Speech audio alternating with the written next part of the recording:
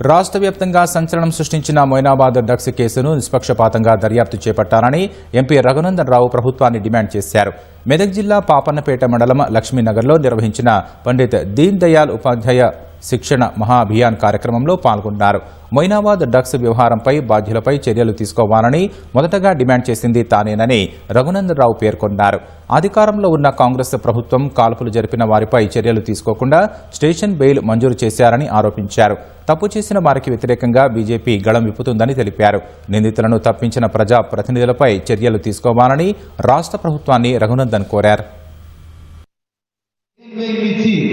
మాజీ ఎమ్మెల్యేలని ఎంపీలని మీ పోలీసులు తెలంగాణ పోలీసులు వదిలేసారు తప్ప భారతీయ జనతా పార్టీ డ్రగ్స్ కు వ్యతిరేకంగా తప్పు చేసినటువంటి అన్ని పార్టీల నాయకులకు వ్యతిరేకంగా మొదటి నుంచి గలం ఇస్తుంది.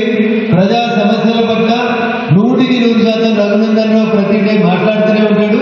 మీకు నిజంగా ఎవరిని తప్పియొద్దు, తప్పు చేసినట్టు శిక్షించబడాలనే కోరిక రాష్ట్ర ప్రభుత్వానికి కాంగ్రెస్ పార్టీ పెద్దనుకుంటే స్టేషన్ పై ఇచ్చిన వాళ్ళందరినీ తీసుకొచ్చి రిమాండ్ చేయండి, రివాల్వర్ వాడినందుకు కేసులు పెట్టుండ్రి, గౌరవ ప్రజాప్రతినిధులు కొందరిని తప్పించిరని, కొన్ని కార్లు దాచిపెట్టిరని